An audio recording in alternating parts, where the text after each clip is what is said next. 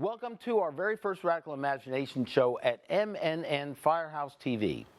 My name is Jim Vrettos. I'm a sociologist at John Jay College in New York City. And I'm thrilled to be your host every Sunday evening at 8 p.m. on MNN at the beautiful state-of-the-art El Barrio Firehouse Community Media Center. You can also see this program on Thursday at 8 p.m. on MNN4.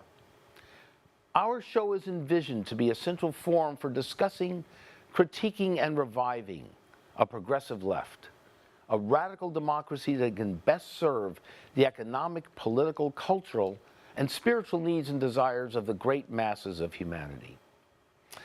The show is inspired by the work of my co-host, Stanley Aronowitz, Distinguished Professor of Sociology at the Graduate Center at CUNY in New York City. And just as he's inspired so many other people over many, many years, our special guest tonight counts him as one of his mentors as well.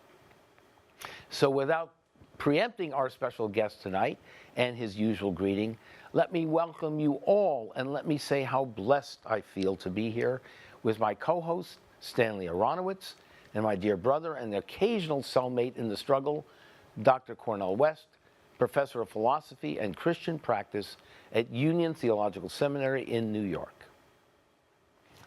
Thank you again very much for being here. Thank you, my brother. Thank you, Stanley. And before we really get down to some substantive talk, I want to address this show and starting it, because this is our first show, with an email from Tom Hayden, our comrade and colleague. Briefly, what he says is this: sending much love to Stanley and yourself. Everything becomes possible later. Great recent breakthroughs due to the long-term efforts of Stanley 50 years ago. In solidarity, Tom. So, Stanley, you've inspired this show with the idea of the radical imagination. What does that mean here? What are your thoughts about this? Well, I think it means in our current situation the following, and I'm going to be a little bit sharp about it, because we have a movement today, both in the United States, Western Europe, as well as in Asia and Latin America, which is very strong on protest. Number one. Number two, in some places, we've learned how to be resistance. One good example of resistance was Occupy Wall Street. Another good example of resistance was Moral Mondays in North Carolina. A third example is Black Lives Matter, all of whom have their own character, but they learned resistance to the dominant power structure. What we haven't yet learned is alternative. What are we going to do about a system that large numbers of people in this country, as well as everywhere around the world, recognize is not working for many people, and perhaps even for most people? What do we do? How do we articulate the idea of alternative? Now, Bernie Sanders last Tuesday in the Democratic Party debate for presidential candidates said he was a socialist. And when he talked about socialism, he didn't mean socialism. He meant social welfare state that was articulated almost 80 years ago by the New Deal. Is that socialism? Is that a real alternative to what we now experience as the 1% controlling 45 to 50% of all wealth? I don't think so. Now, I can't now go into what an alternative would be, because that's not really the point. The point is, we're not talking about alternatives yet. We're not talking about what we would do if we're anti-capitalist and we see that capitalism is not working for most people, and that a small, tiny minority is taking over our wealth, our politics, our culture, everything. What would we do to create a new society that would represent the good life? And that's what the radical imagination really We need to needs. imagine these new narratives. Imagining, yeah, what we can do. And Cornel, we know that you are campaigning with Bernie. what do you say to Stanley's argument here? We need these new narratives. Is Bernie the new narrative that the left is looking for? Number one, I would agree with so much of what Brother Stanley has to say. You know, he and I go back almost 40 years. I think he and I take very seriously that last line in Percy Shelley's great pamphlet in defense of poetry, that poets are the unacknowledged legislators of the world. And by poets, he didn't mean just versifiers. He meant all those who have the courage through radical imagination and radical empathy to provide some alternative view, alternative vision of the nightmarish reality in which we find ourselves.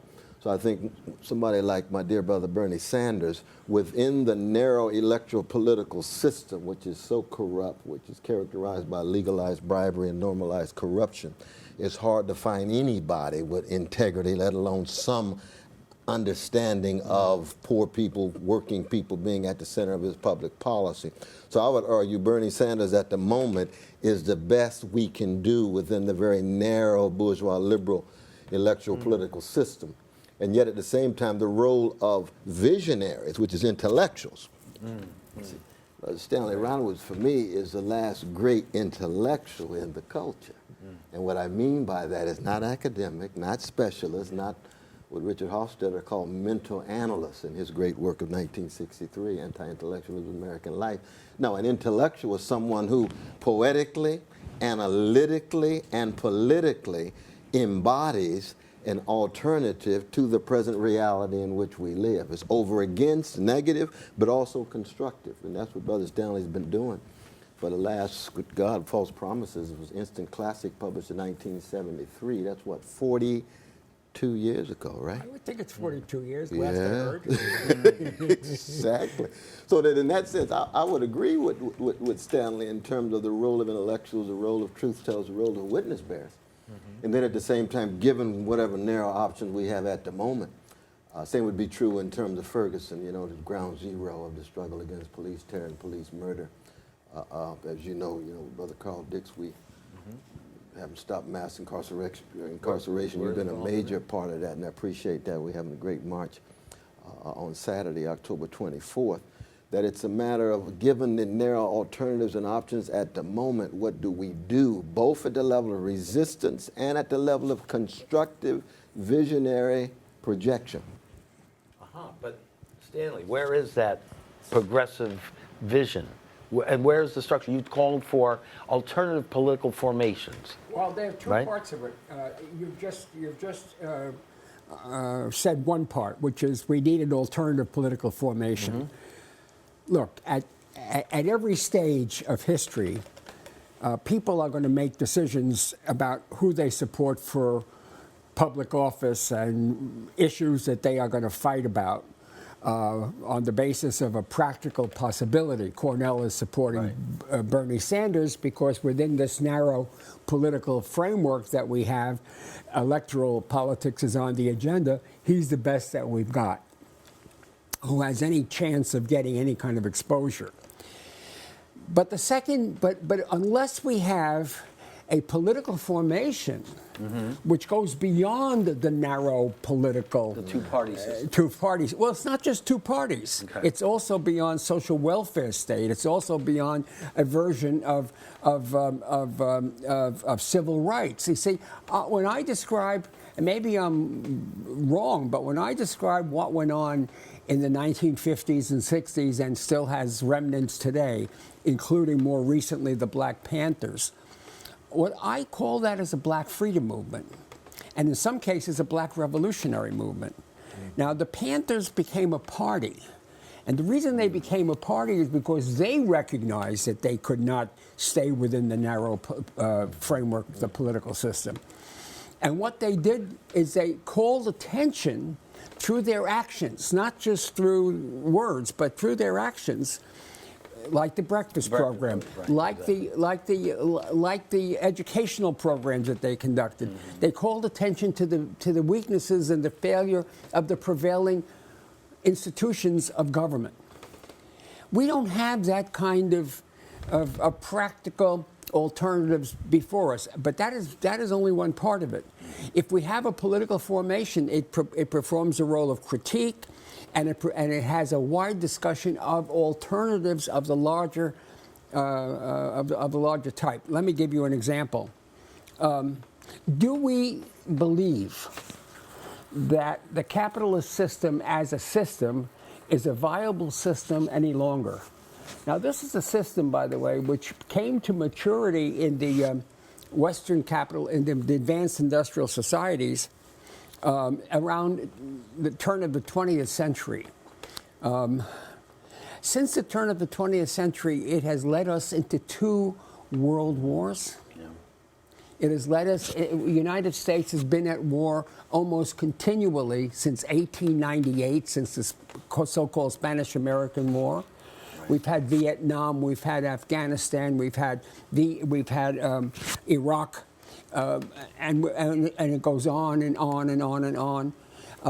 So this is a war society. And it's a capitalist war society. Within capitalism. Within capitalism. Okay. And that's what capitalism thrives on, is war. Okay. The second thing about capitalism, it's created the greatest inequality in the history of humankind. Now, you're not going to resolve that inequality by regulating banks. That may be a small step, and I'm not opposed to that. Or you're not going to create solve the problem by simply high taxation on the rich. In order to have genuine high taxation on the rich, a very big step would be to go back to the Eisenhower years when the was 91%. Right, yeah. Okay. So that would be a big step. And they would still have... But still not what you're talking about here in terms of no, but I want to be clear that I'm not talking about... We want to make that clear, I'm talking about a practical utopia. I'm not talking about a nostalgic utopia. Okay. What we need is a serious address to whether or not people can any longer make a living and live peacefully under the system. And if they can't, then we have to take the steps that will lead us to a place where we're really talking about alternatives. And I'm just going to mention 2 practical alternatives. And then I'm going to talk about something larger. One is this guaranteed income. We have to recognize, and the way that political parties do not, the 2 major political parties, that there isn't simply enough work for everybody in the society, whether it be in the United States or anywhere else in the world. Mm-hmm. So we need 2 steps. One of them is a guaranteed income program. That is to say, not at the level of poverty, but at the level of something above poverty so people can live. Right. And so that work itself becomes an incentive rather than a necessity for people who really are unable to find jobs. And the second part of it would be shorter hours. This is the way the Shorter work week, yeah. Shorter work day, as well as a shorter work week. A 6-hour day and a 30-hour week would be a good beginning. I'm saying that's only a beginning because the technological changes, not just outsourcing, that's big, but the technological changes that have taken place in manufacturing and in the services have rendered large numbers of our population obsolete, unless they can find a viable way of making a living. So we have those 2 options. The third part of this is we have to start experimenting with workers' co-ops. People have to start intervening and taking the bull by the horns, as we used to say, and starting businesses, but businesses that are not controlled by finance capital, by Jamie Dimon of Chase Bank, but are controlled by people themselves. Now, people say, where are they going to get the money to actually capitalize their co-ops? Well, one of them is the unions. The Teamsters Union and the Auto Workers Union, and many other unions have large treasuries of pension funds that could be used to build houses, to build recreation centers for kids, to start after-school programs and so on. So far, all that money goes to the same corporations that control the economy, the 1%, because that's where the money is. Mm-hmm. But we have to begin to persuade the unions, which are not tiny, there's 14 million union members in the United States, that they have a social obligation to address the problem of their own members as well as their own communities. And then, of course, we have to ask the question, should large private property still exist? Should some of that property becomes social property rather than private property.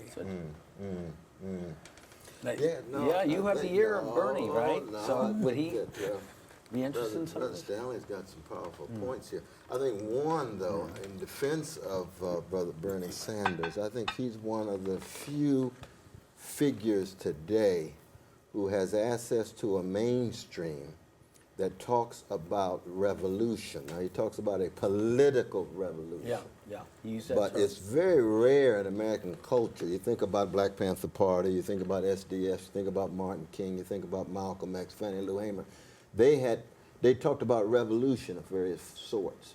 You can't have radical imagination unless you link some revolutionary consciousness with an analysis of catastrophic circumstances. And we live in a moment in which you've got escalating ecological catastrophe, increasing nuclear catastrophe. We got moral catastrophe in terms of the wealth inequality, in terms of the 22% of children live in poverty, to 40% of black and brown children who live in poverty, richest nation in the history of the world, and bosses walking off with profits, wages stagnating for 40 years. That's a catastrophe. Somehow that catastrophic consciousness has to be transfigured into revolutionary consciousness. Now, Brother Stanley's talking about revolution at the workplace. Yeah. Now, see, that's very, very serious, highly advanced. Highly advanced. Right now, Bernie Sanders is just talking about a political revolution, which is getting the big money out of politics, campaign finance reform, breaking up the bank, going back to Glass-Steagall. Glass-Steagall's not revolutionary. That was reform That was a tied to Roosevelt administration FDR, proposal. tied to New That's Deal right. proposals and so forth. But it allows for at least some of the transfer of wealth back to the poor and working class. When I first met Brother Stanley, I was 26 years old. I learned so much from him, had so much good time eating that pizza and talking about Marx and Du Bois and C.L.R. James and Gramsci. But when I was 26 years old, 1% of the population owned 20% of the wealth. Today, that 1% of the population, not the same one, but 1% of the population owned 43% of the wealth. That's a massive transfer of wealth from poor and working people to the top 1%. How do you get some of that wealth back to everyday people, back to ordinary people? And one of the ways you attempt to do that is precisely by means of some kind of legislation that is effective, not just progressive taxation, but also some serious public investment, jobs with a living wage, public investment, infrastructure, and so forth. But that's still reform. That's still reform. It doesn't meet Brother Stanley's criteria of radical imagination.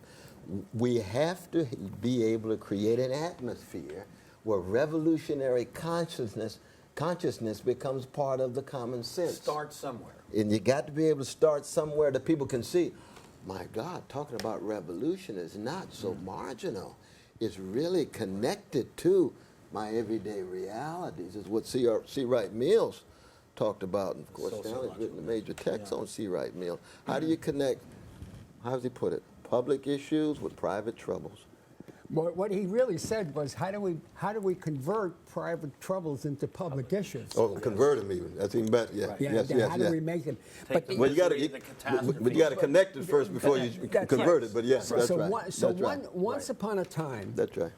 and it wasn't so long ago, it was less than a century ago, we had several political parties who were outside the mainstream. One was the Socialist Party, and the second was the Communist Party. They had deep flaws, each of them, but the one thing that they agreed on is that this system had to be changed. It had to be overturned. And the revolutionary thinking was not so unusual, especially in the 1930s and even into the 1940s. And we don't have that conversation anymore. One of the great achievements of Bernie Sanders in this case was that he talks revolution. And it's not a Pepsi revolution. It's not a soap revolution of some kind. It's a revolution of politics. But I think we also need a revolution not of economic relationships. We need a revolution in the cities. We have to make the cities livable for ordinary people. You know, one of the things the Roosevelt administration did, and it was almost destroyed after the Second World War, not quite, but basically destroyed, was he built. But the New Deal built public housing. And we need a public housing program. Now, I wouldn't argue today that we ought to have a public housing program like the 1930s run centrally from above. I think we ought to have public housing that becomes co-op housing of the people themselves, that they really run their communities. Tell me what you were saying to me as we were coming up here. The 400,000 people who live in public housing There are in New York. 400,000 people in Yeah. New York City who live in public housing. That's the only way to survive, basically. And in many neighborhoods, including East Harlem, Right. if we didn't have that public housing, Right. still viable public housing, this would be a totally gentrified area because it's in Manhattan below 125th Street, which has become extremely valuable. So public housing is a barrier against capital. Absolutely. I mean, you see that in East New York with Brother Charles Barron. I was just Right. out there with him. It's the only section of New York City that hasn't been gentrified because you got high quality public housing and it's accessible to hard-working folk. And it's primarily chocolate folk, of course, in the case of Charles Barron's areas, mainly Latinos and blacks. But there's some white working class as well. But Stanley's absolutely right. And there's an intimate connection between the corporatizing of the government, the privatizing of our schools, and the gentrifying of our land base in our cities. And it has to do with the fact that we're losing the fight against capital. We're losing the fight against the most powerful moneyed interests in our city. But let me say this too, though, that when Stanley talks about revolutionary consciousness, I think we also have to take it to a spiritual and moral level. That is to say, Stanley's talking about the 1930s and 1950s, where you still had cadre in place that had enough courage, integrity, willingness to sacrifice, willingness to serve something bigger than themselves. We are living in late capitalist spiritual wasteland where everybody's for sale, everything's for sale. So just finding enough people who haven't sold out. I mean, that's what's so wonderful about you, Brother Stanley. You got the same fire for justice now that you had when we met 36 years ago. That's a rare thing. So what would I do? That's a rare become thing. a day trader on Wall Street? No, What a boring thing to be. No, but not only, but it's not just that. It's that people, when they live in a world in which they feel as if there's no alternatives. That's right. Then they just become well adapted to indifference, and they become well adjusted to injustice. And that is exactly what has happened over the last 35, 40 years, even with folk who would lean toward the left but figure, well, there's no real alternative to this president. Let me go on and get mine and be obsessed with the 11th commandment, thou shalt not get caught. So you end up with a gangster mentality over time because of the utopian projection is truncated and trumped. And I use that trumped in the explicit sense of Donald Trump signifying so many reactionary and right-wing forces in our society at present.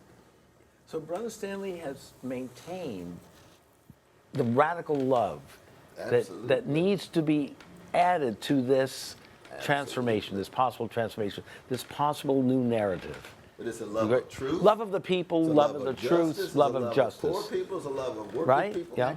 But you know, Yeah. you know what the old movements did. I mean, we forget this. All right. Remind us. Well, we forget it. No. I mean, generally, Okay.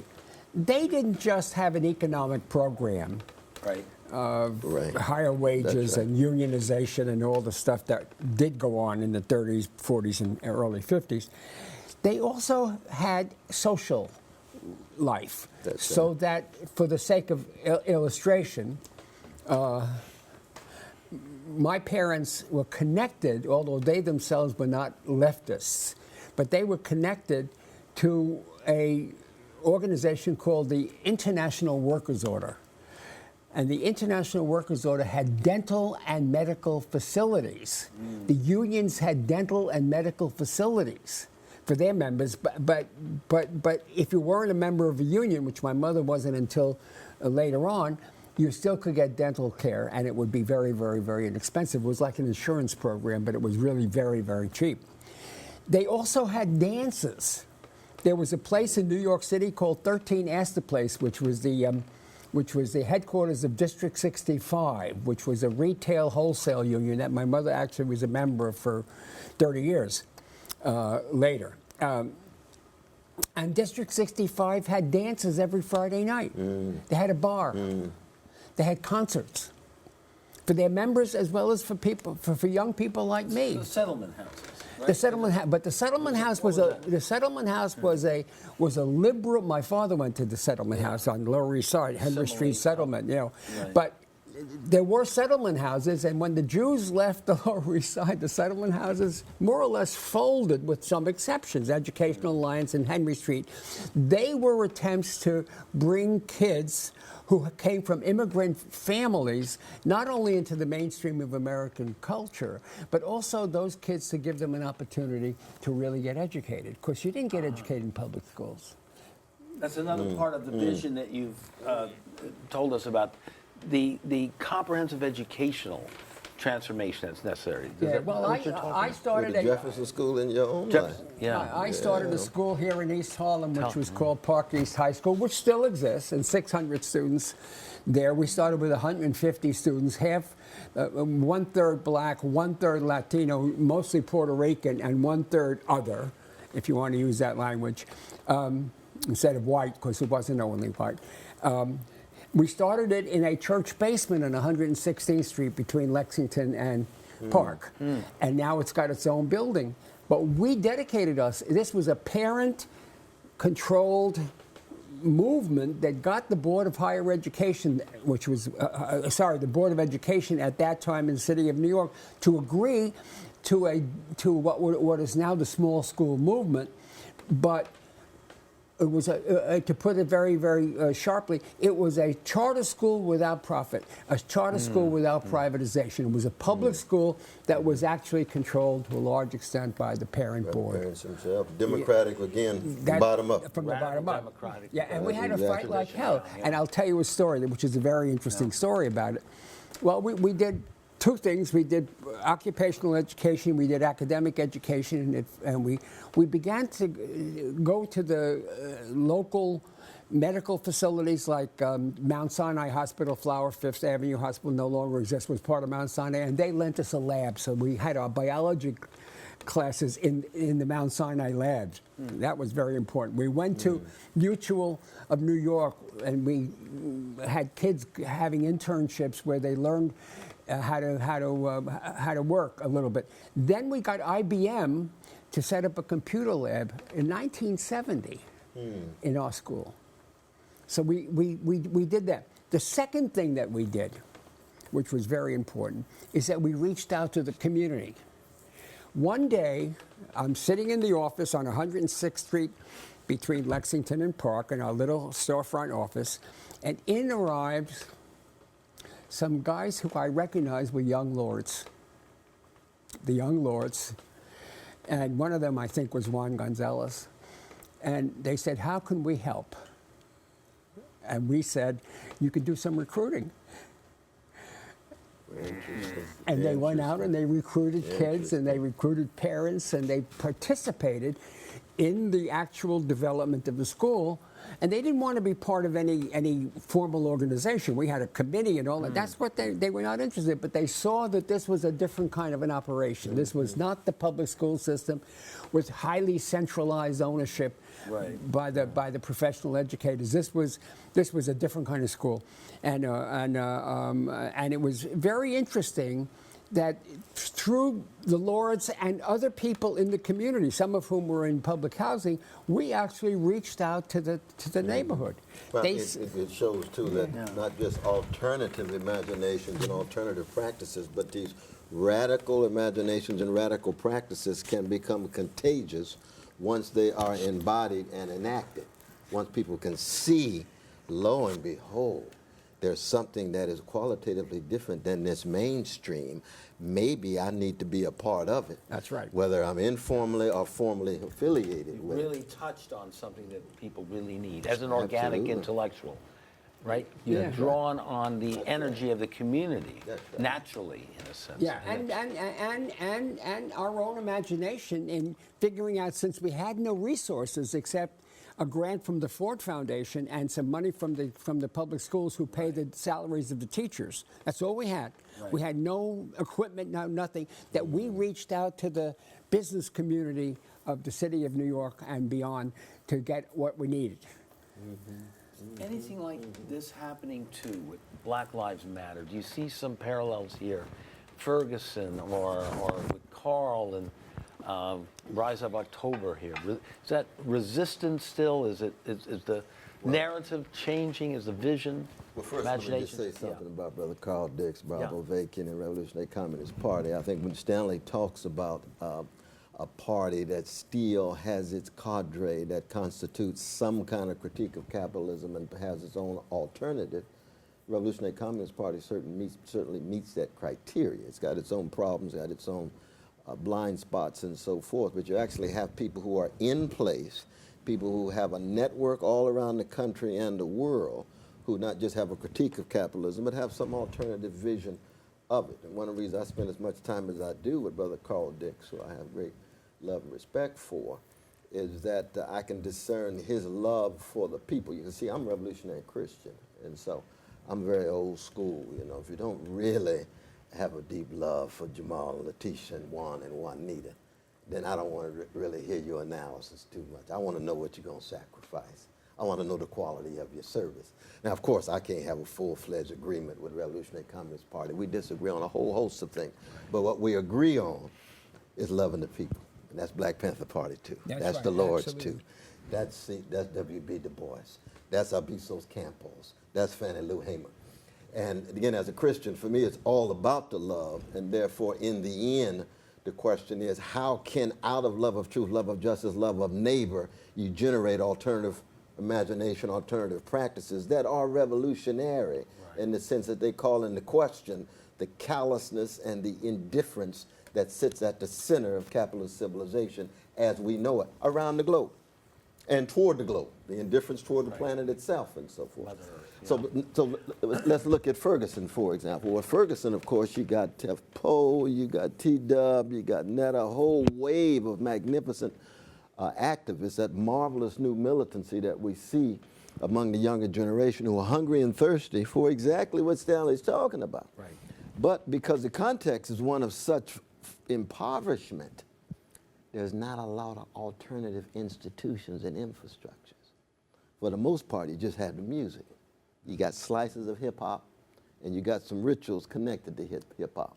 Most of them far removed from the trade union movement. They far removed from churches, mosques, synagogues, but they got the music of the form of transcendence, and they got a courage, because once you break the back of fear, it's a new day for oppressed people. And that's what we see in Ferguson. That's what we saw in Montgomery, Alabama. That's right. That's what we saw in Chicago. We saw it in Watts. We saw it in Newark and Detroit in '67. Once you break that back of fear, then lo and behold, you're willing to straighten your back up. I don't mean schools, but to give credit like public schools do. The anarchists tried those kinds of schools, and they had their own schools, which were for kids. I'm talking about schools for young teenagers and adults.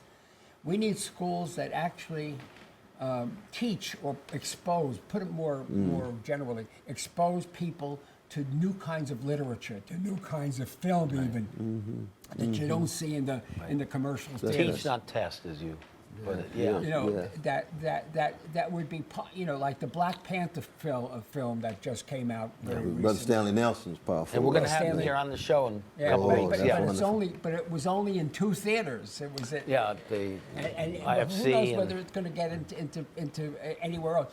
So Right. you need that kind of infrastructure. You need the possibility of summer camps. Yeah, Now yeah. they used to have the socialists and the communists. They hated each other, but they both had summer camps, and those summer camps were for kids, Right. and they got a different culture in the summer camp.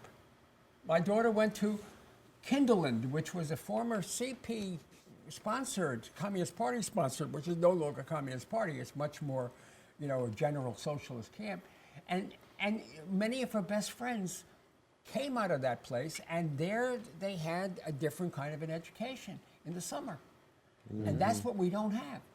We don't have when you use the word infrastructure, it's not simply a political party, it's institutions of education, absolutely. institutions of Absolutely. recreation. Social institutions. Social Where people can institutions. connect and get to And know to- each and to other. love each And get other. to love each other. That's Exactly. right. Exactly. Trust each other, Yeah. have struggled, disagreements, wrestle. Now, it is Yeah. true that there are a number of leaders coming out of Ferguson who were shaped by the freedom schools of Marion Wright Edelman and the Children's Defense Fund. That's fascinating. Ashley Yates and a host of others. So that they have 3 or 4 summers of being shaped by the freedom schools. Thank God for Marion Wright Edelman. She's one of the great, and in some ways, last prophetic voices in our culture. You know, she comes out of Martin's black freedom movement in the 60s. Peter Edelman, her husband, of course, very important voice in this regard, still concerned about poverty. But that's one of the effects and consequences of these radical educational schools that can generate that kind of quality education when the counterinsurgency begins to take place. Yeah. When people straighten their backs up, break the back of fear, organize, mobilize, bring serious resistance to bear, and then are looking for alternative vision. And journals, right? Magazines, Yeah, and that's it. journals. Newspapers. Well, you touch on it in your writing too. And I have been part of one journal or another since the 1960s, actually. And the current one is called Situations. I founded a journal with Frederick Jameson, a very famous cultural critic, called Social Text. And he was part of it.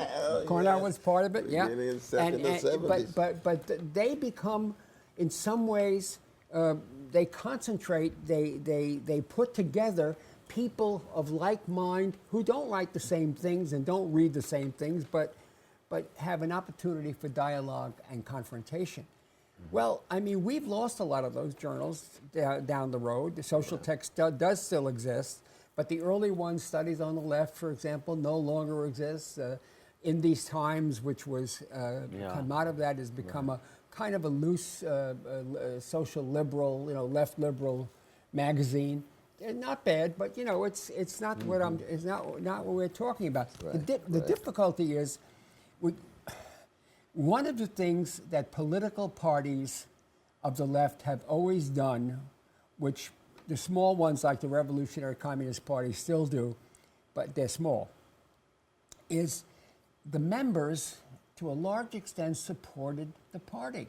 How do they support the party? Well, I pay 1% of my salary for union dues at the City University of New York. 1% of somebody's salary may not seem to be a lot of money, but 1% of a salary of, let's say, $50,000 a year is $500. And if you had a couple of thousand members or more, at $500, $1,000 a year, Could make quite a difference. Something is happening, right? Something is happening. Yeah. That's right. And of course, one of the things that I learned from Father Divine, who was an old black preacher, who was in Newark. I spent 10 years of my life in Newark working in factories. Is that Father Divine started businesses, dry cleaners, grocery stores, barbershops, neighborhood organizations that not only his church, but also the businesses helped support the movement, but also provided a meeting place for people to come to where they can socialize and have the conversations that Cornel was talking about. Smaller business. We're not talking about, or are you talking about black capital? You're not talking about that. No. I'm talking about a small grocery store on Neighborhood, Springfield Avenue in Newark was a Father Divine place, which I actually shopped in, But it's important that we don't have those things now. I mean, at one point in this very neighborhood of East Harlem, there was a congressman. His name was Vito Marcantonio. Vito Marcantonio, lawyer for the great W.B. Du Bois, 1951 in his trial. There you go. And they had these institutions there, not by Father Divine, but primarily by the Marcantonio Organization and the Communist Party. They sponsored local businesses. They also were very influential in the schools, in the public schools. And those kinds of things have to be told again. Gerald Meyer has written a book on Marcantonio. It's too small. Maybe he'll write a bigger book, or somebody will, because that organization was typical of a few places around this country where there were really neighborhood-based radical movements. What was missing is that they knew about protest, and they knew about resistance, and they knew about social life, but they didn't have the alternative. They were not genuinely anti-capitalist. They really Tell us about that alternative were talking about in lunch, the Green Bay Packers. Oh, yeah, yeah. All right, So people, it's not just New York here. no, people would say, well, what do you mean by socialism? Yeah. And the first thing I would say, and I've done this more than once on a public platform as well as among people at personal conversations, I said the Green Bay Packers. And they say, what do you mean the Green Bay Packers? Well, the Green Bay Packers is owned by the people of Green Bay, Wisconsin. Right. They contribute, and it's actually shares in the ownership of the Green Bay Packers, and they get small dividends, I suppose. But basically, they're supporting their own team. And the Green Bay Packers does not have a big mogul who puts his money into a football team or another sports team to make money or to feed their ego. The Green Bay Packers is a community team. That is a socialist team. That's a socialist concept anyway. I mean, that's a good example that Brother Bernie Yeah, Sanders can actually use. If you really want to eliminate the billionaire and millionaire class, the language that Brother Bernie uses, then here's a concrete, flesh-ified example of everyday people investing their resources in order to produce a product that is of service to the community, that the community still has some common ownership over. And the same is true in terms of various figures. I know Brother Bernie talks about Scandinavian countries, and that's fine. You got strong social democratic policies that keep track of working people, low levels of poverty, and so on. But, you know, Martin Luther King Jr. was a democratic socialist. And he is as American as cherry and apple pie. So you got the Norman Thomases, Eugene Debs, and others. You pull out of U.S. history some of the figures. Dorothy Day was a kind of anarchist, but she overlapped with a kind of democratic socialist sensibility. There's no doubt about that. I would even invoke Rabbi Abraham Joshua Heschel in terms of his fundamental commitment to the least of these, to the widows and the orphans. He didn't really couch it in terms of a political philosophy per se, but he was so much a part of Martin King's movement, so much a part of the anti-war movement that it had implications that would allow him to be part of a democratic socialist space, even if he didn't call himself a democratic socialist. Your colleague, Reverend Barber, Moral Mondays movement. Yeah, Would you Stanley call, invoked him. you invoked him, but is that also someone that you would point to as I think Brother Barber talking about the most king-like figure in our society. And what I mean by that, he brings together a spiritual integrity and a moral integrity that's more and more rare among leadership across the board, including black and brown leadership. Most of black leadership today is sold out. Brown leadership, I would withhold judgment because I don't keep track of it as much. But what I can see, most of them sold out too. You see, the King, like Malcolm, like Fannie Lou, they never sold out. You see. And William Barber has the kind of spiritual integrity and moral substance that the witness that he bears reminds one of the quality of a Martin King or a Fannie Lou Hamer. He's, of course, in North Carolina, part of the leadership of the Moral Monday, head of the NAACP at the state level. And that's what I love about William Barber. He's a truth teller. He's willing to live and die, and they can dangle anything in front of him. He's not going to be seduced. I have to say something here about, Please. when we had an organization which preceded an organization today called the Democratic Socialists of America. It was called the New American Movement. And I was working in Southern California at the time, at the University of California at Irvine. We had a school, a socialist school, that had a lot of union people, some neighborhood people who attended the school. I taught in that school. The school was held in the Unitarian Church of Los Angeles. The Reverend was Stephen Fritchard. And the thing that was interesting about it is that it wasn't the only church. This is the early 80s, by the way, late 70s, early 80s. It wasn't the only church in Los Angeles that was open to radicals. Today, what Cornel has said is correct. We would have a hard time finding churches. Well, synagogues, mosques in this city, right? yeah, we'd have a hard time finding them that would say, okay, you're doing a school. Now, Rick Wolf is at Judson Memorial. Yeah. That's where he does Every week, a every once-a-month week. thing. Oh, once a month, yeah. Yeah, and but it's pretty hard to find ministers who considered themselves part of the radical movement, or at least sympathetic to the radical movement. We have Leah and Perry Berkowitz. Yeah. Yeah, Well, I think they'd be open to it. Well, they try their best at All Souls. They have services every year there, and yeah, they're going to be doing some services with us. But And Stanley's point is Stanley's point is it's well the taken. shrinking of the public yeah. spaces in churches, mosques, synagogues, civic institutions across the board. But that's part of the one-dimensionality that Herbert Marcuse talked about, in which you sap the very sources of resistance intellectually, politically, socially, and spiritually. Same would be true in terms of the artists. What does the soundtrack today for the younger generation sound like in Ferguson?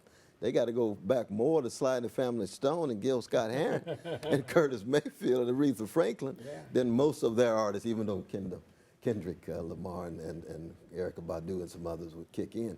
But it's part of the spiritual malnutrition and moral constipation of our culture. And you can never have a movement if you don't have some spiritual heft and if you don't have some moral substance. I'll go beyond that, although I agree with everything you said. Unions go on strike. People go marching for climate change in New York, 100,000 people. 300,000. Who knows? Okay. Who knows? What doesn't Many. matter? All right. Yeah. Did they sing? Not where I was. No. A movement. We always sang in the 60s. That's right. We sang in jail. No, we sang in jail. Yeah, right, with right. you movement and that Carl doesn't and Steve sing, Phelps and a others. movement that doesn't sing withers. Yeah. Oh, absolutely. It's part of the, and I'm not And the saying comedians it and can't the be the old dancers folk and Brother music. Randy. Probably it has to be something that is much closer to contemporary, modern, or That's right. Well, we're going to have hip-hop. Moral Technique here. He's going Oh, to he's educate a us. giant. Well, I'm He's not a talking giant. about moral technique is good, but I'm talking about the people. Well, it's and here's music too, And yeah. here's the story: we take over the Union of the City University, which represents now 23,000. It's called the Professional Staff Congress. We had a rank and file bottom-up movement, and we took over the Union in 2000. Okay. And we have a rally, a meeting after we win. We're so excited because we beat an old, established, bureaucratic institution of the American Federation of Teachers. And so people say, Stanley, I was on the board. I was a negotiator later on. They say, do you know Solidarity Forever? I said, well, if I don't know Solidarity Forever, I might as well hang up and die, you know. So I sing Solidarity Forever, and hardly anybody of the 800 people that are sitting in the audience know Solidarity Forever, which is the iconic union song which goes back to the industrial workers of the world. And they don't know it. It's not their fault. Yeah. The labor movement has completely forgot its own traditions, its own best traditions. And we're going to have to find ways to revive them. They can't be revived only with the Moral Mondays. I'm not against that. Or only with the school that we established, or only with the institute that I'm part of called the Institute of the Radical Imagination. We have to do it with some larger perspective and larger institutional base. And we have to say to the artists who are interested in this, make records for the movement, not just commercial records. They're good, but make records for the movement. Come to rallies and sing and teach people what those songs are about. That's right. Absolutely. How to do hip hop. He could teach hip hop. Cornel West. Well, you got your group, right? Cornel West. Well, the Cornel theory West, wrestler. no, I mean, they just named see, it you after don't me, use- but that's no, not my you group. come That's to- Tim Hicks and the others, but they do magnificent work. And you've been down there, and he knows what he's doing. I'm on in this. the studio Yeah, with in him, the though. But I studio, mean, yeah. but I'm I old went- school. I'm like Stanley, though. I'm trying to hold up the great standards, the great examples, the great exemplars of integrity, honesty, decency, courage, vision, people willing to live and die for freedom. That is the precondition for any kind of movement, even as a younger generation has to define and write their own songs relative to the circumstances that they're dealing with. Or the Student Nonviolent Coordinating Committee took the songs from the church. And then just Let me give you an example. I'm going to sing a little bit. So, when Paul Robeson in the 1940s and 50s made a record for this little light of mine. He goes, this little light of mine, I'm going to let it shine. This little light of mine, I'm going to let it shine. There you are. And then when the Snick people took it up, this little light of mine, I'm going to let it shine. Da, da, da, this little light of mine, I'm going to let it shine. This little light of mine, I'm gonna let it shine, let it shine, let it shine, let it shine. Even in Mississippi, I'm gonna let it shine. Even in Mississippi, I'm gonna let it shine. Even in Mississippi, I'm gonna let it shine, let it shine, let it shine, let it shine. No, that's rich. That's rich. And you can see how that's even a secular version of what I learned in Shiloh Baptist Church under Reverend Willie P. Cook, where he used to say, if the kingdom of God is within you, then everywhere you go, you ought to leave a little heaven behind. So if you in a nightmarish, cut bucket, Jim Crow, Mississippi, it ain't nothing but hell. In the middle of hell, the kingdom of God is within you, you leaving heaven behind by making a blow for justice. And that was in Sacramento, California. That's Sacramento, California, the chocolate side of Sacramento, California. Absolutely. It's a great tradition, great tradition. But we've lost all that. We've lost it, you know. Well, we're revising that now, we're right? trying. That's part of the radical imagination. That's part of the Because radical imagination is just not about institutions, it's about a whole way of life. Way of life, absolutely. It's a whole mode of being in the world and all of the various practices that go along with that. And it's not just some sort of fantasy here. Oh, no, this is on the ground. It's This on the is on the ground, and it has a reality. And that we do have history and examples that we can... When I was a union organizer, Jim, and I spent 7 years as a union organizer, every time we had a strike or we had a union meeting, right, I would teach people how to sing union songs. They didn't know. They had completely lost their touch with their own traditions. And in some of the local unions that I actually spent a good deal of time with, by the time I was gone, they were singing songs themselves without me. Now that's a victory. That's what you want. That's what you want. Because it's also true that Stanley, the 82, I'm 62, but we passing slowly off the historical state, and we want to be able to pass it on to the young brother like you. You're going to be around for a while. I'm in between you guys. What do you think? I thought you were about 56. Oh, okay. Yeah, well, all right. Okay. Let's not push it. We're taking it slow. We got a long time to go here. He's not passing slow. No, you're not passing anywhere. You're gonna stick around. I'm going down fighting no matter what. One of the things that we are not doing. What are we not doing? We're not going silently into the night. There you go. There you go. Those people who go... Grace Boggs just died. She was 100 years old. She did not go silently. That's right. She was swinging like Ella Fitzgerald and Muhammad Ali till the end. We love Grace for that. Well, listen, we only have a minute or so left. Any final thoughts here as we wrap up our first show of the Radical Imagination? I am so happy to have had you here. I want to thank you for allowing me to reconnect with my brother. I can see him once a year. It just adds years to my life. I have the memories that we have going back almost 40 years when I was very young, learning much from him, and he was embracing me in such a magnificent way. Yeah. And to think you could have such a visionary Jewish brother from New York City. There you go. With a black brother from the chocolate side of Sacramento, California, and be friends, comrades, partners, companions, and still swinging. Beautiful. I'm going to sing one verse from all Solidarity right. As we go out here, one more minute. Thank you all so much in our hands for joining is us. placed a power greater than their hoarded gold, greater than the might of armies magnified 1,000-fold. We can bring to birth the new world from the ashes of the old, for the union makes us strong. Solidarity forever. Thank you all so much for joining us forever. On our first episode of the Radical Imagination. Forever. You're not going to see too much of this on the show. Stanley Aronowitz, Cornel West. The Union marches on. We'll see you next week at this time. Thank you very, very much. Okay.